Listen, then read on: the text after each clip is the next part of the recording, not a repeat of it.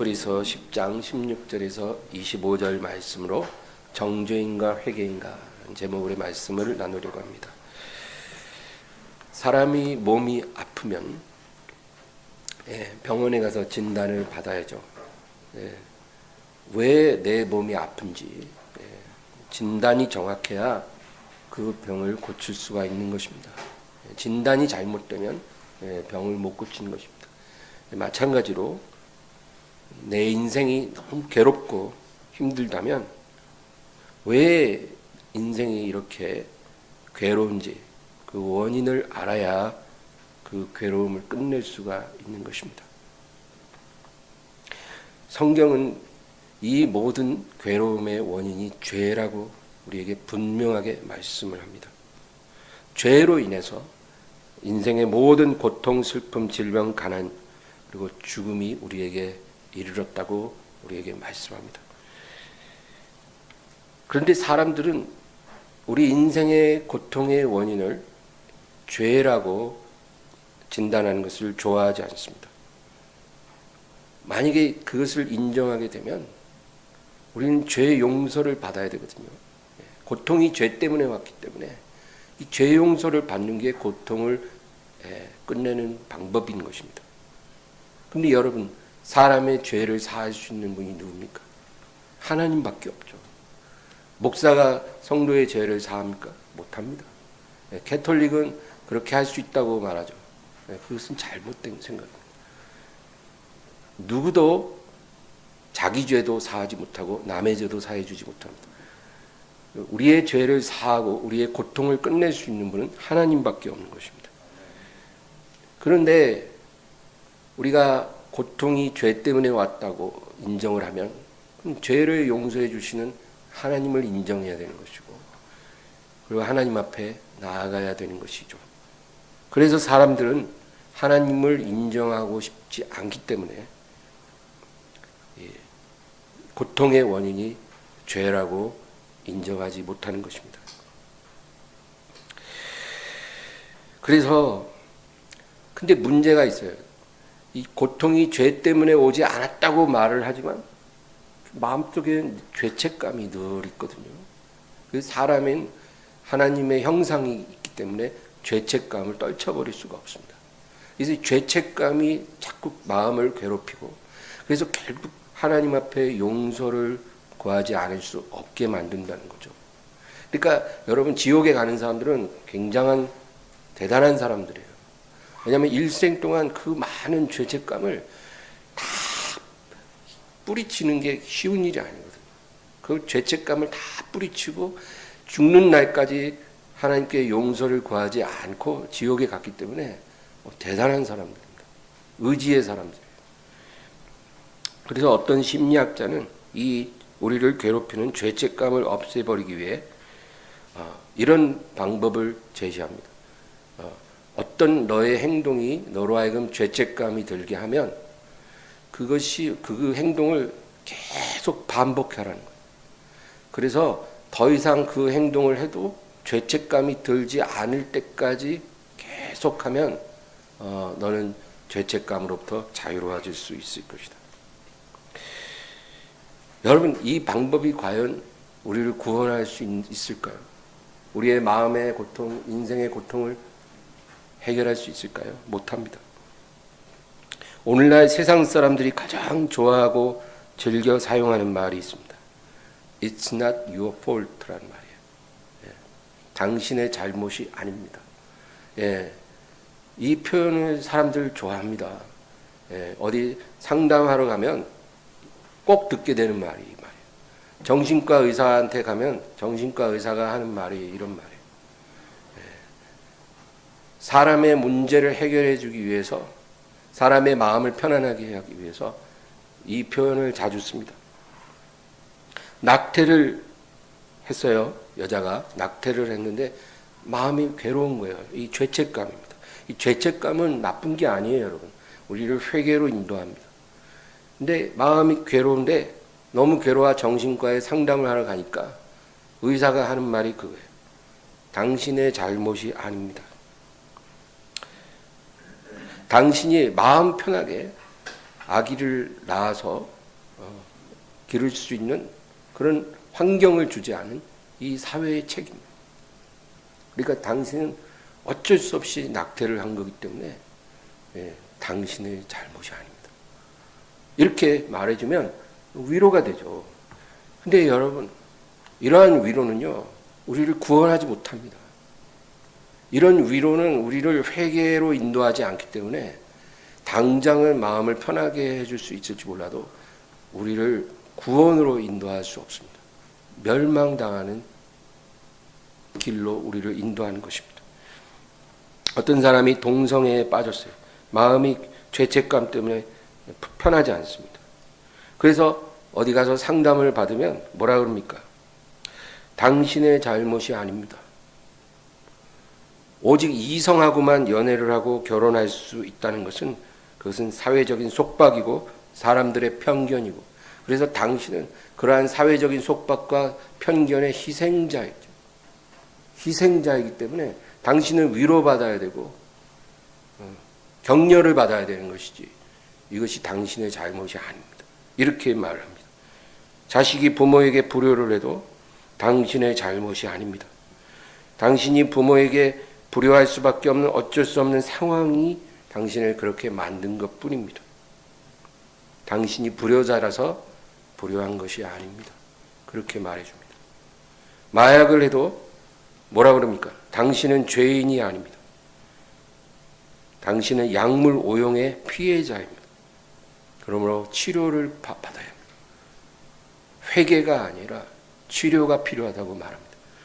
성범죄를 어떤 사람이 저질러도 뭐라 그럽니까? 당신은 죄인이 아닙니다. 당신은 성중독자이기 때문에 적절한 치료를 받아야 합니다. 이렇게 말해줍니다. 오늘날은 사람들에게 죄라고 말해주지 않습니다. 왜냐하면 그런 것들이 더 이상 이 세상에서는 죄가 아니기 때문입니다.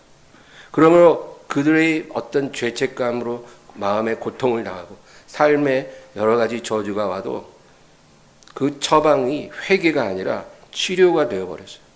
치료받아야 한다는 겁니다. 가해자가 피해자가 되어버렸어요. 하나님께 범죄한 죄인이 위로받고 치료받아야 돼 환자가 되었습니다. 이러한 처방은 사람을 살릴 수 없습니다. 사람이 구원받으려면 반드시 자기가 죄인임을 고백하고 주 예수 앞에 나아가야 됩니다. 그것만이 우리의 죄를 용서해주고 우리를 고통에서 건지는 하나님의 능력입니다. 근데 이러한 처방을 누가 내립니까? 세상은 절대로 이런 처방을 안 줘요, 여러분. 그래도 교회에 오면 이런 처방을 주지 않습니까? 성경이 우리에게 이런 처방전을 주는 것입니다. 예수님 당시에 어떤 여자가 간음하다가 현장에서 붙잡혀 왔어요. 사람들이 그 여자를 세우고 예수님께 질문합니다. 율법에는 이런 여자를 돌로 쳐서 죽이라고 했는데 당신은 뭐라고 하시겠습니까? 예수님이 말합니다. 너희 가운데 죄 없는 자가 먼저 손을 들어 여자를 치라. 그러니까 아무도 돌을 집어들지 못합니다. 그리고 결국은 하나씩 다 떠나고 이제 여자와 예수님만 남았어요. 예수님이요, 너희 가운데 죄에 있는 자가 이 여자를 먼저 치라. 그렇게 말씀했잖아요. 그게 무슨 말일까요? 그 예수님의 말은 이 여자만 죄인이 아니라는 거예요. 너희도 다 죄인이다 그 말이에요. 이 여자가 죄를 안 졌다, 죄가 없다, 이 여자가 한 행동은 죄가 아니다 그런 말씀이 아니고 이 여자도 죄인이지만 너희도 다 죄인이라는 거예요. 그래서 죄 없는 자가 이 여자를 치라 그렇게 말한 거예요. 요한복음 8장 9절에서 11절입니다. 그들이 이 말씀을 듣고 양심의 가책을 느껴 어른으로 시작하여 젊은이까지 하나씩 나가고 오직 예수와 그 가운데 섰는 여자만 남았더라. 예수께서 일어나사 여자 외에 아무도 없는 것을 보시고 이르시되 여자여 너를 고발하던 그들이 어디 있느냐 너를 정죄한 자가 없느냐 대답하되 주여 없나이다. 예수께서 이르시되 나도 너를 정죄하지 아니하노니 가서 다시는 죄를 범하지 말라 하시니라. 예수님이 뭐라 그래요? 여자한테 나는 너를 정죄하지 않는다는 겁니다. 예수님은 이 죄인된 여자에게 나는 너를 정죄하지 않는다. 왜냐하면 예수님은 죄인들을 정죄하기 위해 이 세상에 오신 것이 아닙니다. 오히려 예수님은 우리가 당해야 될 정죄를 당신이 대신 당하기 위해 이 세상에 오신 거예요. 그러니까 이 여자에게도 나는 너를 정죄하지 않겠다. 다만 네가 오늘 이후로는 이 죄를 계속 반복하지 않기를 원한다. 그게 무슨 말입니까? 이 여자의 죄를 그냥 묵인해 준다는 말이 아닌 거예요. 네가 이 죄를 계속하지 않기를 원한다. 이 말은 네가 회개하기를 원한다는 겁니다. 회개의 본질이 뭡니까? 죄를 버려야 회개가 되는 거예요, 여러분. 내가 무슨 잘못을 저지르고 주여 잘못했어요, 용서해 주세요. 그리고 또 돌아가서 또 그 죄를 지으면 그건 회개한 게 아닌 거예요. 입술로 잘못됐다 말하는 게 회개의 본질이 아니고 그 죄를 하나님 앞에서 진실로 버리는 게 회개예요. 그러니까 이 예수님이 네가 다시는 죄를 범하지 말라라고 했을 때는 너는 정죄를 당하지는 않겠지만 너가 해야 할 일은 회개라는 거예요. 죄를 버리는 것이다. 많은 사람들이 성도들이 정죄와 회개의 차이를 이해하지 못합니다. 정죄라는 것은 죄를 비난하고 처벌하는 것입니다. 근데 회개라는 것은 죄인이 죄를 스스로 버리고 하나님의 뜻을 행하는 것입니다. 다릅니다. 어떤 강도가 강도를 하다가 잡혔어요. 그래서 이제 법정에서 이제 판결을 받아요. 그래서 징역 5년 판사가 이제 판결을 내렸습니다. 그래가 이제 감옥에 들어가요. 그건 뭐예요? 그건 정죄받은 거예요. 사회 속에서 죄를 범했기 때문에 사회법을 따라 정죄를 받은 거예요. 그래서 징역 5년의 정죄를 받아서 감옥에 들어간 거죠. 근데 감옥에 들어간 이 강도가 정말 거기서 마음에 자기 죄됨을 깨닫고 다시는 내가 강도짓 하지 않으리라 결심을 했어요. 그리고 하나님 앞에 용서를 구하고 수감 생활을 정말 성실하게 잘했어요. 그것도 회개한 부분이죠. 그리고 이제 출소를 했다는 거예요. 그러면 뭐예요? 그 강도는 5년 동안 회개를 잘한 거예요. 그래서 하나님이 그에게 새로운 삶을 주신 겁니다. 그러니까 정죄와 회개는 다른 거예요. 근데 하나님께서는 우리를 정죄하지 않겠다 그랬어요. 왜? 왜 우리 같은 죄인이 정죄를 안 받을 수 있나요? 우리도 죄인이잖아요. 우리도 판결받고 죄값을 치러야 되잖아요. 그럴 필요가 없는 것은 예수님께서 십자가에서 우리의 정죄를 다 받으셨다는 거예요. 그러니까 누구든지 주의 이름을 부르는 자는 구원을 받으리로다. 주님을 바라보는 자, 장대 위에 매달린 노뱀을 보는 자들이 고침을 받은 것처럼 십자가에 달린 하나님의 아들을 바라보는 자는 구원을 받는 거예요.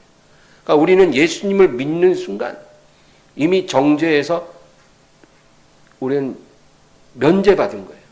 예수님의 받으신 정죄가 내가 받을 정죄인 것이죠. 우리는 예수님 안에서 이미 정죄를 받은 거예요. 예수님 안에서 우리는 이미 심판을 받았어요.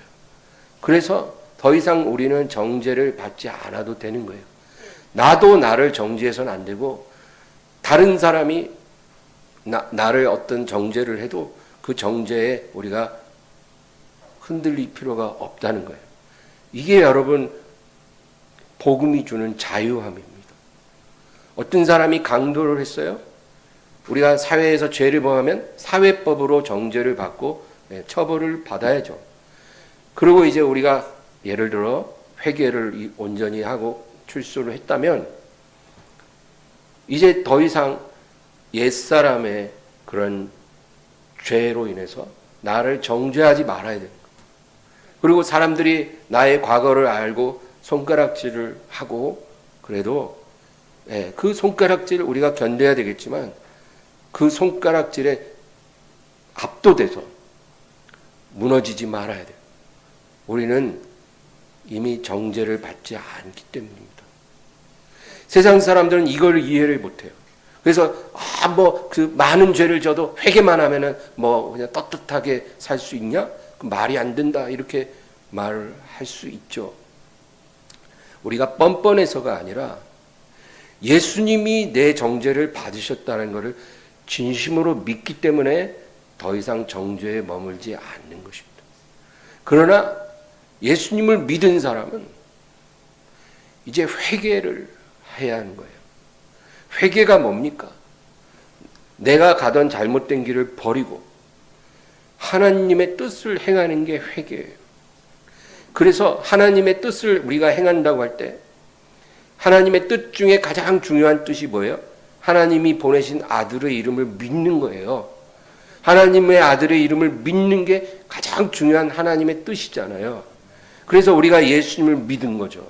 그러니까 예수님을 믿는 순간 회개가 이미 시작된 거예요. 가장 중요한 회개의 첫 발을 내디딘 거죠.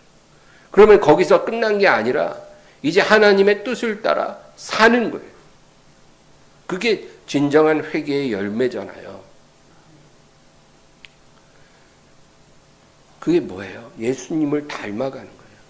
하나님의 말씀을 따르는 것입니다.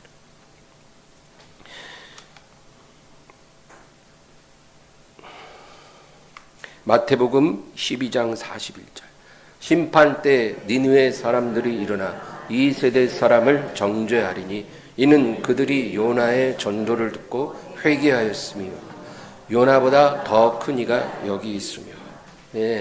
예수님 뭐라 합니까?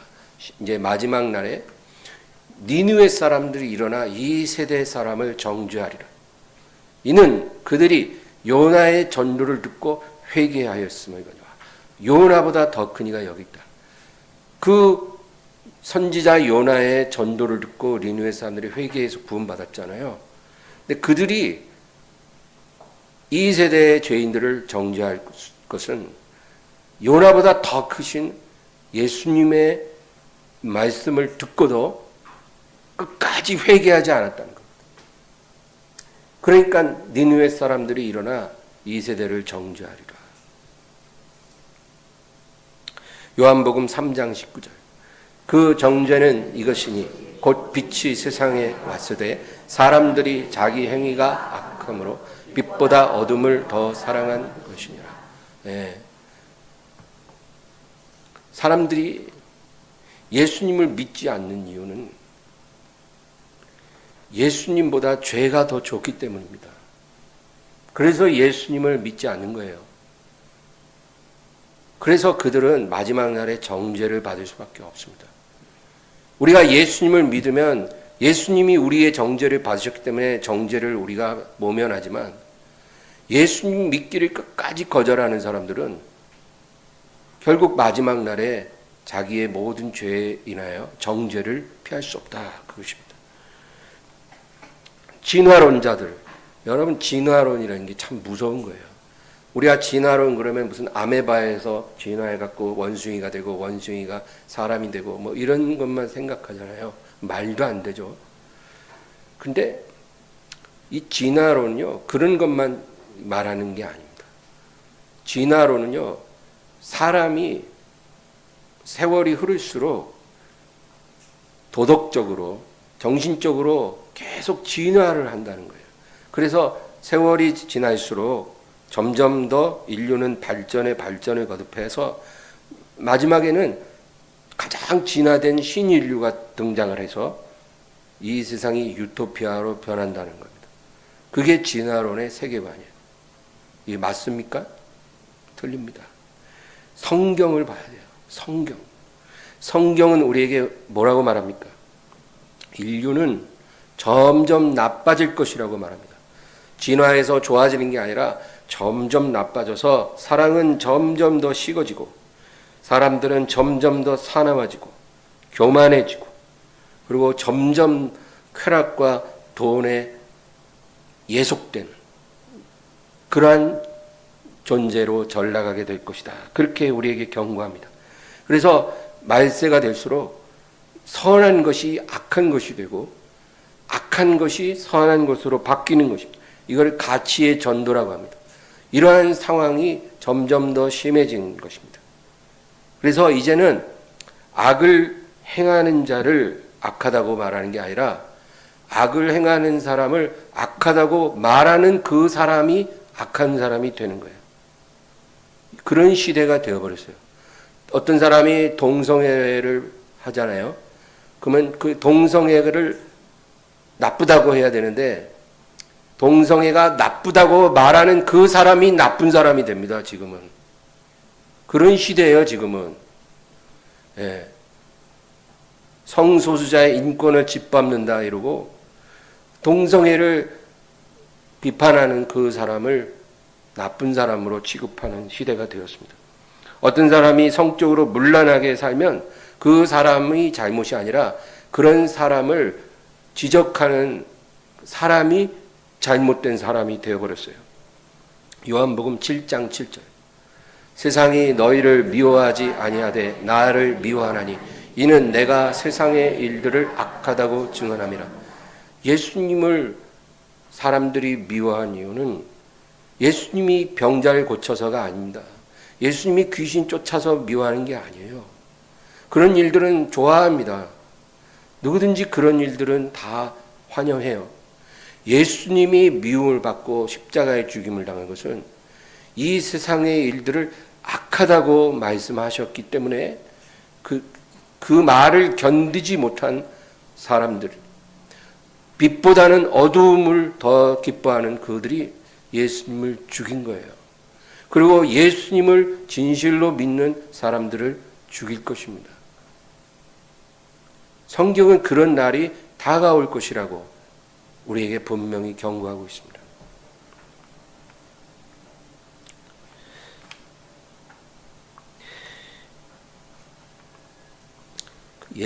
예수님이 이 세상에 오셔서 정죄하신 게 아니라 회개하라고 했어요. 회개하라. 천국이 가까이 왔다. 늘 사람들에게 회개하라고 했지 사람들의 죄를 정죄하지 않았어요. 간음한 여인도 정죄하지 않고 네가 앞으로는 변화되기를 원한다. 회개하기를 원한다. 그렇게 말씀하시고 많은 죄인과 세리와 창녀들이 예수님께 와도 그들을 정죄하지 않고 따뜻하게 받아주시고 그리고 회개를 선포하셨어요. 그냥 그들을 용납하고 아무렇게나 살아도 괜찮아. 사랑으로 다 품어줄게가 아니고 사랑으로 받으시되 회개를 그들에게 선포하셨어요. 회개하라. 그런데 사람들은 왜 회개하라는 말을 그렇게 듣기 싫어할까요? 회개하라 그러면 뭐라고 그럽니까? 왜 무슨 죄를 회개하라는 겁니까? 내가 지금 멀쩡히 법 잘 지키고 잘 살고 있는데 내가 무엇을 회개해야 합니까? 그렇게 반문합니다. 요한일서 1장 8절에서 10절입니다. 만일 우리가 죄가 없다고 말하면 스스로 속이고 또 진리가 우리 속에 있지 아니할 것이요 만일 우리가 우리 죄를 자백하면 그는 미쁘시고 의로우사 우리 죄를 사하시며 우리를 모든 불의에서 깨끗하게 하실 것이요 만일 우리가 범죄하지 아니하였다 하면 하나님을 거짓말하는 이로 만드는 것이니 또한 그의 말씀이 우리 속에 있지 아니하리라. 우리가 범죄한 것이 없다. 회개할 일이 없다. 뭐 회개할 일이 없는데 뭘 회개하란 말이냐. 이렇게 말한다면 그것은 하나님을 거짓말쟁이로 만드는 거라는 거예요. 왜? 하나님은 온 인류가 죄인이라고 선언하셨고 이 인류가 구원받을 수 있도록 아들을 주셨잖아요. 아들이 이 세상에 오신 것은 죄인을 불러 구원시키고 회개시키러 왔다 그랬거든요. 근데 내가 회개할 게 없다는 사람은 하나님을 거짓말쟁이로 만드는 거예요. 이게 얼마나 큰 죄입니까, 여러분? 이 세상은 이렇게 큰 죄인들이 만들어가고 있는 세상이에요. 이 세상은 죄악의 바다입니다. 우리가 그것 깨닫지 못하면 우린 하나님 자녀가 될 수 없어요. 요한일서 3장 4절 5절 죄를 짓는 자마다 불법을 행하나니 죄는 불법이라 그가 우리 죄를 없애려고 나타나신 것을 너희가 아나니 그에게는 죄가 없느니라. 예. 죄를 짓는 자마다 불법을 행하나니 죄는 불법이다. 그렇게 말씀해요. 여러분, 불법이라는 말, 이걸 원어적으로 의미를 보면 법이 없다 그런 뜻이에요. 그러니까 죄의 본질은 법 없이 사는 거라는 거예요. 그게 죄의 본질이에요. 그러면 그 법이 어떤 법일까요? 이 세상 법을 말하는 게 아니라 하나님의 법이에요. 이 세상 법이 아니라 하나님의 법. 그 하나님의 법이 없는 인생. 그게 바로 죄입니다. 이게 죄의 본질이에요. 그러니까 어떤 사람이 아무리 사람 성격 좋고 뭐 양심적이고 뭐 세상법 잘 지키고 남의 돈 띄어먹지 않고 건실하게 잘 산다 해도 그 사람이 하나님의 법을 갖고 있지 않은 삶을 살고 있으면 그 삶 자체가 죄예요. 그게 죄입니다. 죄는 불법이라. 불법이 뭐라고요? 법이 없는 것이 불법이에요. 이 하나님의 법, 이 법이 뭐예요? 하나님의 말씀이거든요. 그러므로 우리가 이제 죄 가운데 살았다는 것은 하나님의 말씀과 상관없이 살던 우리가 이제 예수를 믿고 이제 돌아왔잖아요. 그러면 어떻게 살아야 돼요? 이젠 불법의 삶이 아니라 하나님의 말씀의 법에 순복하며 사는 삶이 돼야 되는 거예요. 그게 구원받고 회개한 사람의 삶의 모습입니다. 하나님의 법이, 하나님의 말씀이 우리 삶의 기준이 돼야 돼요. 이게 구원받은 사람의 삶입니다. 여러분, 하나님의 말씀이 내 삶의 기준이 되었습니까? 하나님의 말씀이 내 생각을 결정하는 기준이 되었고, 내 말을 정하는 기준이 되었고, 내 모든 행실을 결정하는 기준이 되었습니까? 우리가 하루아침에 그렇게 살기가 어렵죠, 당연히. 그러나 우리가 예수님을 믿고 이제 회개를 했으면 이제 불법에서 벗어나 하나님의 법을 지키는 사람으로 변화되어져 가야 되는 것입니다. 그거에 대해서 우리가 간절함이 있어야 돼요. 간절함. 하나님이 기뻐하는 것을 나도 기뻐하게 해 주시옵소서. 오늘 제가 아침에 교회 와서 기도한 게 그거였어요. 하나님이 기뻐하는 것이 내 기쁨이 되게 해주세요. 정말 우린 그렇게 살고 있나요? 하나님이 기뻐하는 것이 나의 기쁨이 되었나요? 그리고 하나님이 미워하는 것을 그것이 나의 미움이 되게 해주세요. 하나님이 미워하는 게 무엇이 있으면 나도 그것을 미워하기 원합니다. 여러분, 우리가 이렇게 살아야 되는 거예요. 근데 하나님의 말씀이 삶의 기준이 안 되면 반대로 살아요. 하나님이 기뻐하는 게 나의 기쁨과 상관이 없고 하나님이 싫어하고 미워하는 게 나의 즐거움이 되었어요. 이렇게 살면서 우리가 교회만 다니고 그냥 예수님 주여 주여 하면 어떻게 천국은 가지 않겠나? 여러분, 어려운 일입니다.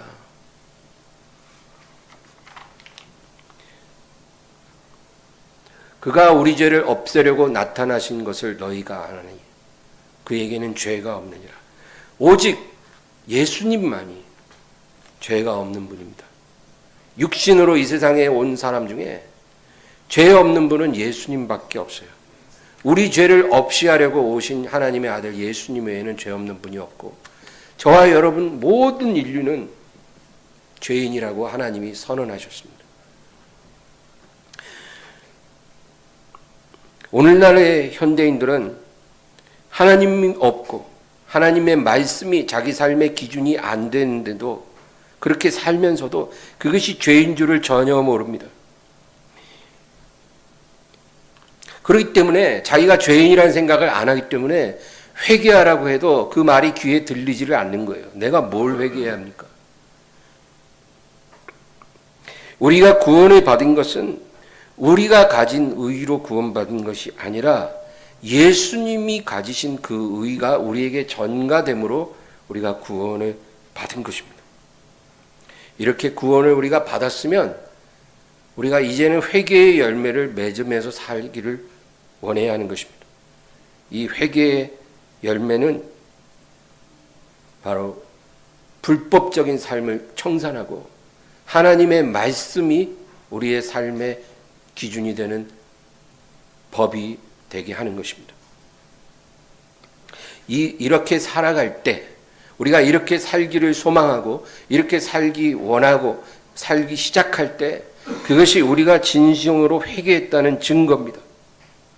입술로 주여 주여 하는 자마다 다 구원받을 것이 아니라 내 아버지의 뜻대로 행하는 자, 그게 뭐예요? 그게 회개잖아요. 하나님 뜻대로 하는 게 회개예요.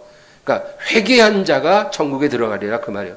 입술로 주여 주여 한다고 들어가는 게 아니라 회개한 자, 하나님 뜻대로 행하는 자가 들어가리라. 그러니까 나중에 거짓 선지자들이 와서 뭐라 그래요? 주여 주여 우리가 주의 이름으로 선지자 노릇도 하고 주의 이름으로 복음도 전하고 주의 이름으로 귀신도 쫓아내고 주의 이름으로 병자도 고치고 엄청나게 많이 일하지 않았습니까? 그러니까 내가 너를 알지 못하노니 불법을 행하는 자들아, 하나님 말씀이 없는 자들아, 하나님의 법을 버린 자들아, 내게서 떠나가라. 마태복음 7장 22, 23절입니다.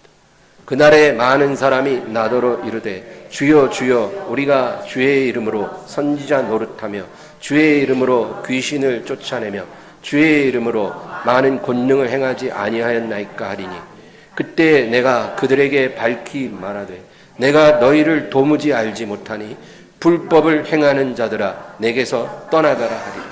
우리가 아무리 주여 주여 부르고 교회 다니고 예배 드려도 우리가 불법 속에 있으면 여러분 우리는 천국에 못 들어갑니다.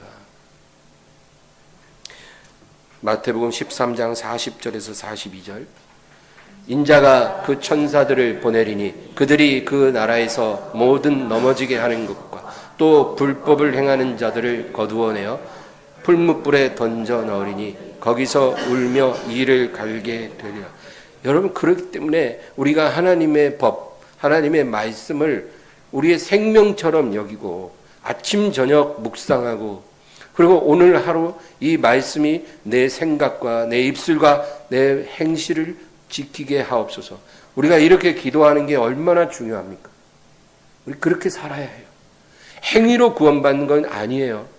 예수님의 의가 우리에게 전가돼서 구원받고 예수님이 우리 대신 정죄를 받으셨기 때문에 우리가 구원을 받은 거지만 그러나 우리가 회개의 열매를 하나님께 증거하기 위해서 우리는 불법적인 삶을 그만둬야 하는 거예요. 오늘 본문 히브리서 10장 16절 주께서 이르시되 그날 후로는 그들과 맺을 언약이 이것이라 하시고 내 법을 그들의 마음에 두고 그들의 생각에 기록하리라 하신 후에 주님께서 우리와 언약을 맺으셨다는 거예요. 십자가의 대속을 이루신 후에 그를 믿는 백성들과 한 언약을 맺으셨는데 그게 뭐예요? 내 법을 그들의 마음에 두고 생각에 기록하리라. 내 법을 하나님의 말씀을 내가 나를 믿는 그들의 마음에 두고 그들의 생각에 기록하리라. 그러니까 구원받은 사람이 예수 믿고 구원받은 후에 이제 구원받았으니까 이제 뭐 내 마음대로 좀 자유롭게 살자 그렇게 말씀하는 게 아니라 하나님의 법을 마음에 두고 생각에 기록하리라. 그것을 따라 살라 그 말입니다. 그래서 우리가 하나님의 말씀을 마음과 생각에 새기기 위해서, 그것을 이루기 위해, 그 일을 이루기 위해 우리에게 보내주신 분이 성령님이신 거예요. 성령님이 오셔서 하나님의 말씀을 우리 마음에 두고 우리 생각에 기록해 주시는 것입니다. 그러니까 여러분, 우리가 해야 할 일은 뭘까요? 성령님을 좀 도와드려야 되지 않겠어요? 그게 뭐예요? 아침 저녁으로 성경을 읽으세요. 가장 정신이 맑고 방해받지 않은 그 짧은 시간을 하나님께 드리세요. 성경 앞에 앉으세요. 성경을 펼치고 한 페이지라도 묵상하세요. 많이 읽는 게 중요한 게 아니라 하루에 아침 한 페이지, 저녁 한 페이지, 이 습관을 들이세요. 거룩한 습관이에요. 죄 짓는 습관은 그만하고 거룩한 습관을 만드세요. 우리가 할 일은 그거예요. 그러면 우리 안에 계신 성령님이 하나님의 말씀을 우리 마음에 두시고 우리 생각에 기록해 주실 것입니다. 그것이 우리 발의 등이요 우리 길의 빛이 되고 우리를 영생으로, 천국으로 인도해 줄 것입니다. 17, 18절. 또 그들의 죄와 그들의 불법을 내가 다시 기억하지 아니하리라 하셨으니 이것들을 사하셨은즉 다시 죄를 위하여 제사 드릴 것이 없느니라. 구약 시대에는 제사를 드렸습니다. 그게 무엇을 의미합니까? 우리가 죄를 지었잖아요. 그러면 우리의 죄를 이 짐승에게 전가한 거예요. 그래서 우리 이 제사에 바쳐진 짐승들의 피를 흘림으로 우리가 받을 정죄를 이 짐승들이 대신 받았다, 그 말이에요. 그런데 이제 하나님의 아들이 이 땅에 오셔서 갈보리 십자가에서 모든 정죄를 영원히 다 이루신 것입니다. 그러니까 이제는 짐승의 피가 필요치가 않죠. 그러므로 여러분, 우리는 이제 예수님 안에서 스스로를 정죄하지 말아야 합니다. 예. 자기를 비난하지 마세요. 비난하지 마세요, 스스로를. 내가 과거에 어떤 실수를 했어도 나를 더 이상은 비난하지 말고, 또 다른 사람도 비난하지 말고, 다른 사람의 정죄도 여러분 우리가 받을 필요가 없다는 것입니다. 그러나 우리가 해야 할 일은 하나님께 회개하고 예수님의 이름으로 회개하고, 그리고 회개의 열매에 맺는 거예요. 그것이 뭐예요? 하나님의 법을 우리 마음과 생각에 두고 그것을 지키는 것입니다. 로마서 8장 33, 34절. 하나님께서 누가 능히 하나님께서 택하신 자들을 고발하리요. 의롭다 하신 이는 하나님이시니 누가 정죄하리요. 죽으실 뿐 아니라 다시 살아나신 이는 그리스도 예수시니 그는 하나님 우편에 계신 자요 우리를 위하여 간구하시는 자시니라.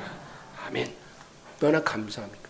누가 감히 하나님이 택하신 자를 고발하겠느냐.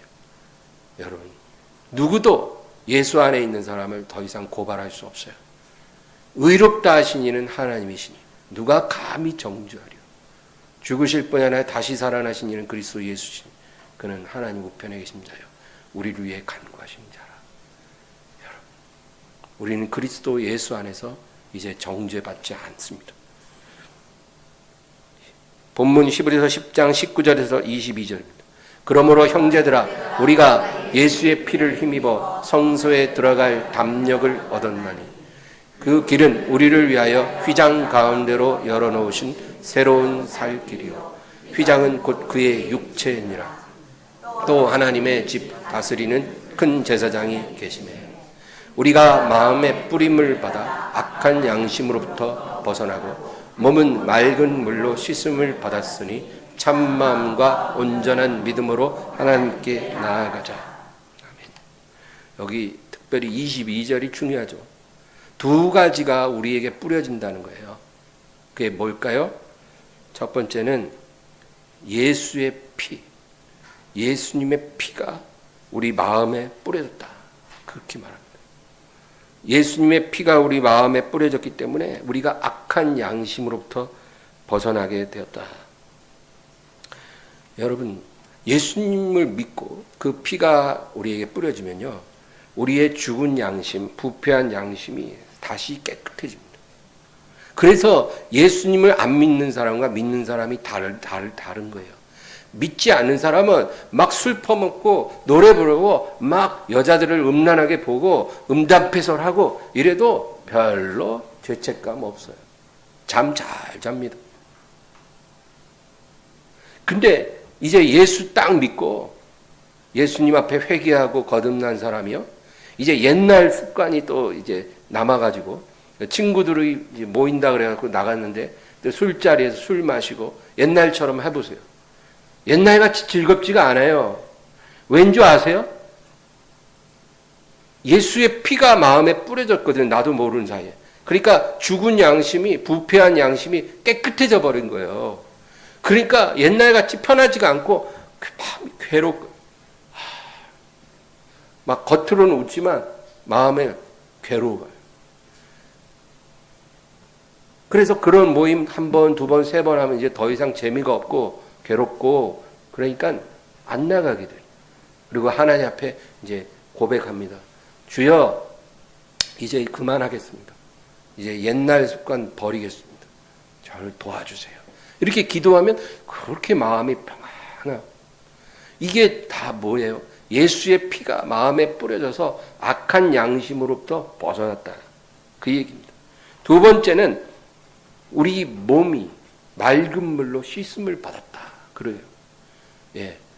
우리 몸이 맑은 물로 씻어졌다. 이게 뭘 뜻일까요? 침례 받았다는 뜻이 아니고, 여기서 물이라는 것은 하나님의 말씀을 항상 의미합니다. 성경에서 물로 씻는다는 건 말씀으로 우리를 씻음 받는다 뜻이에요. 애굽에서서 5장 26절. 이는 곧 물로 씻어 말씀으로 깨끗하게 하사 거룩하게 하시고. 그래서 하나님의 말씀이 우리의 몸에 뿌려져서 우리가 깨끗함을 받는다, 그 말이죠. 말씀으로 몸을 씻는다는 말은 우리 몸이 가지고 있는 악한 기억들, 습관들, 악한 행실, 우리의 입술로 짓는 죄, 이런 것들을, 우리 몸으로 짓는 죄잖아요. 이런 것들이 하나님의 말씀으로 씻겨지게 될 것이다. 여러분, 하루아침에 안 되지만 하나님의 말씀을 아침 저녁으로 우리가 묵상하고 믿음으로 받아들이면 나쁜 몸의 습관과 행실들이 변화가 되는 것입니다. 예수님은 정죄하기 위해 오신 게 아니라 죄인을 불러 회개시키러 오셨습니다. 누가복음 5장 31절 32절 마지막으로 읽겠습니다. 예수께서 대답하여 이르시되 건강한 자에게는 의사가 쓸데없고 병든 자에게라 쓸데있나니 내가 의인을 부르러 온 것이 아니요 죄인을 불러 회개시키러 왔노라. 나는 병자를 고치고 죄인을 불러 회개시키러 온 것이지 죄인을 정죄하고 심판하려고 오신 것이 아니다. 이 얼마나 감사합니까? 이 은혜를 받아들이고 주님 안에 살기를 주의 이름으로 축원합니다. 만약에 우리가 이 은혜를 함부로 여기고 헛되이 받으면 우리는 우리가 행한 죄의 정죄를 우리가 다 받아야 할 것입니다. 마지막 날에 이러한 재앙이 우리와 상관이 없기를 주의 이름으로 축원합니다. 기도하겠습니다. 하나님 아버지, 자기의 죄로 인해 마음이 괴로운 사람이 있습니까? 자기 인생의 모든 고통이 나의 죄 때문임을 인정하는 사람이 있습니까? 주님께서 그 사람에게 말하십니다. 너를 스스로 정죄하지 말고 내 앞에 나와 회개하라. 회개하고 나를 온전히 믿고 내 말씀, 내 법을 네 마음과 생각에 두라. 그리고 그 법을 따라 살기 시작할 때 너의 모든 고통은 사라지고 너의 삶에 임한 모든 저주와 재앙은 아침 안개처럼 사라지리라. 이것이 하나님이 우리에게 주시는 영원 분별의 약속임을 믿습니다. 이 말씀으로 우리가 또 한 주 살아갈 수 있도록 우리의 삶을 인도해 주시옵소서. 예수님의 이름으로 기도합니다. 아멘.